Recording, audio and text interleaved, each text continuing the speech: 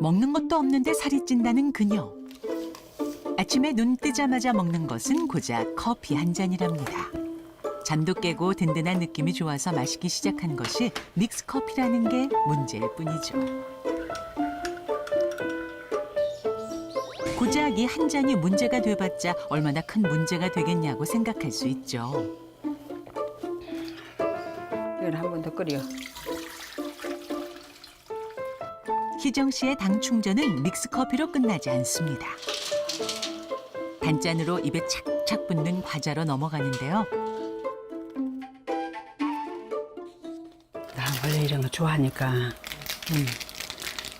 맛있으면은 편히 아주 행복해. 세상에 똑같은 단맛은 없다죠. 골라 먹는 재미가 있는 그녀의 참새 방앗간은 종류별로 다양한 과자가 한가득입니다. 그녀의 넘치는 탄수화물 사랑은 어제 오늘 일이 아니라고 하는데요.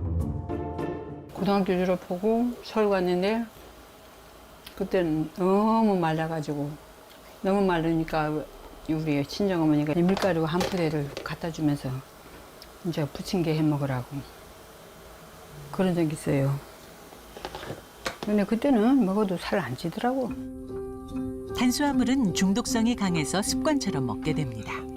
틈틈이 먹는 과자와 믹스커피 열량이 밥 한 공기를 넘기기 십상이죠. 살이 찌는 이유는 저마다 다릅니다. 하지만 중년 여성들이 모두 공감하는 부분이 있는데요.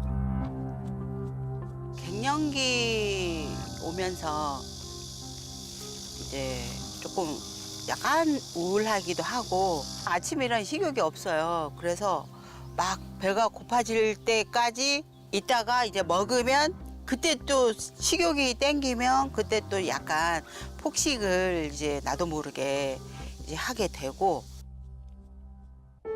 기분 따라 오락가락 냉탕과 온탕을 왔다 갔다 하는 그녀의 하루를 한번 볼까요?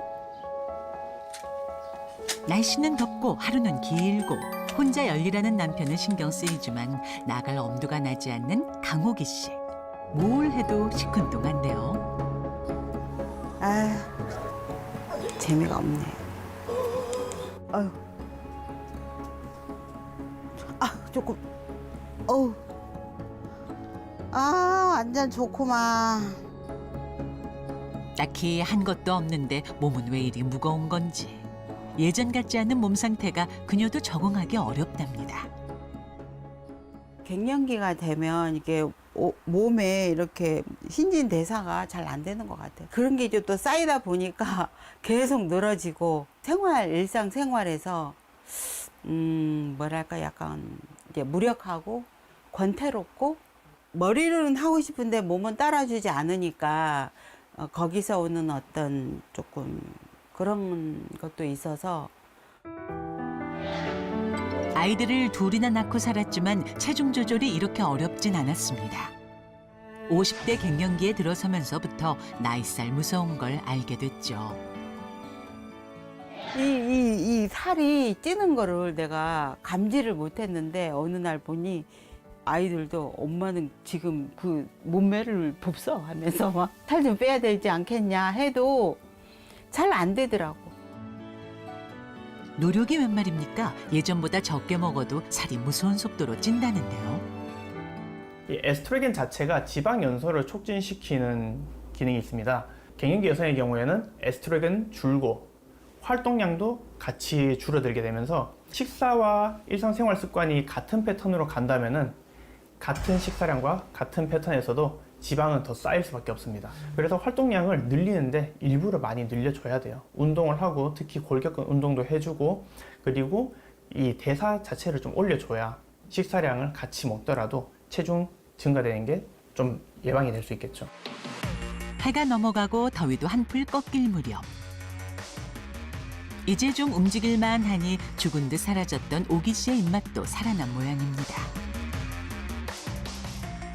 보기만 해도 군침 도는 매콤한 아귀찜으로 저녁상을 푸짐하게 차린 걸 보면 말이죠. 땀을 많이 흘리는 여름엔 나트륨이 부족하기 때문에 맵고 짠 음식이 당깁니다. 그런데 오기 씨가 이런 자극적인 음식을 먹는 이유는 조금 다릅니다. 심리적인 원인이 더 크죠. 스트레스 쌓였을 때 매운 거 먹으면 스트레스가 날아가. 없던 식욕이 확 땡겨. 뇌는 매운맛을 통증으로 느끼고 진통, 쾌감 효과가 있는 엔도르핀과 아드레날린을 분비합니다. 오기 씨의 스트레스성 폭식이 과식이 되는 이유죠. 매콤, 새콤, 달콤 하던 다 이 살 쪽으로 가는 그런 음식을 좋아하기 때문에 야채를 잘 먹질 않아요. 뭐 그냥 남들같이 평범하게 그냥 몸매를 가지고 있으면 좋겠다. 뭐 너무 날씬해도 안 되고 이렇게 뚱뚱해도 안 되고 보통 체격으로 키에 맞는 그런 체중을 유지했으면 좋겠다는 그런 생각이 많이 들죠. 그렇다면 오기 씨의 폭식이 정말 살이 찌는 원인인 걸까요? 이제 우리 몸이 그 급격하게 그 높은 칼로리에 대해서 대비를 해야 된다는 거기 때문에 무리하게 내 몸이 돌아가고 있다는 것을 의미합니다. 그래서 단순히 외형적으로 살이 쪘다는 게 그 문제만 있는 것이 아니라 혈당이 높아졌을 거고 고콜레스테롤이 됐을 거고 그 외에도 더 뭐 다른 호르몬 작용이라던가 이런 대사 작용에도 문제가 있을 것으로 보이는데 건강에 무리가 있을 수 있기 때문에 건강 체크는 꼭 해보셔야 됩니다. 빠질 기미는 없고 찌기만 하는 살 때문에 고민이 많은 희정 씨와 오기 씨. 혹시 건강상 문제는 없는지 점검해 봤는데요. 밥 대신 간식으로 사는 희정 씨의 상태를 먼저 알아봤습니다. 지금 제일 문제가 근육량이 너무 없습니다. 지금 그리고 체지방량도 많이 좀 있으시고요. 그래서 복부 지방률이 있잖아요. 이게 많이 높아요. 지금. 아니나 다를까 비만 초기 판정을 받은 희정 씨는 체중에 비해 현저히 낮은 근력과 높은 체지방률이 문제로 지적됐습니다. 폭식이 되는 폭식이 거. 좀 되는 네. 거죠. 그러니까는 제일 좋은 거는요. 소량 많이 드시는 게 좋아요. 그렇게 잘 안 돼요. 그런 식으로. 이게 식욕이 이게 뭘 먹고 싶다는 생각이 그렇게 안 드는데 배가 고파야 먹어야 되겠다 해서 이제 먹다 보면 그때야 좀 이것도 먹고 싶고 저것도 먹고 저도 싶고. 먹고 싶고 한번 폭식하는 양에 뭐 2분의 1 정도 드신다고 생각하시면 되고요. 그리고 과자나 아이스크림 이런 것도 무조건 드시지 마세요. 절대 안 돼요. 오기 씨에게 15kg의 체중 감량과 폭식 금지 처방이 내려졌습니다. 여기서 더 찌면 비만으로 인한 위험 요소들이 증가할 수 있기 때문이죠. 1996년 세계보건기구에서 비만을 치료해야 하는 질병으로 규정을 했고요. 또 최근에는 21세기 신종전염병이라면서 세계 10대 건강 위험 요인 중 하나라고도 발표했습니다. 체중뿐만 아니라 체지방량, 근육량 등 전반적인 균형을 봐야 하는데요. 이 근육이 아니라 지방 때문에 발생한 비만이라면 건강을 위해서는 체중 감량을 고려하셔야 합니다. 예전엔 부의 상징이었던 뱃살. 하지만 이젠 다르죠. 식생활이 변하면서 우리나라의 비만율은 무서운 속도로 높아지고 있습니다. 문제는 전 연령층에서 가파르게 상승하는 비만율이 각종 질환을 일으키는 고도 비만의 원인이 되고 있다는 겁니다.